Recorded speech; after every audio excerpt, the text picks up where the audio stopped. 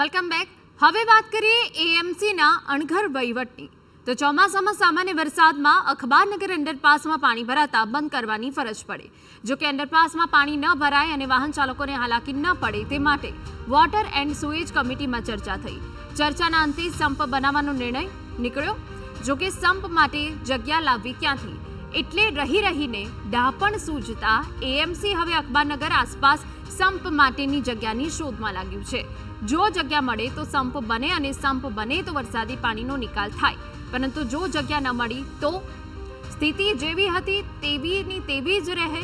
અહીં સવાલ એ પણ સર્જાય કે આટલા વર્ષો બાદ પણ કેમ એએમસીને સંપ અને સંપ માટેની જગ્યાનું બ્રહ્મ જ્ઞાન થયું. અખબારનગર અંડરપાસ છે, ત્યાં ગાડી આજુબાજુ કોઈ સંપ બને એવી જગ્યા નથી.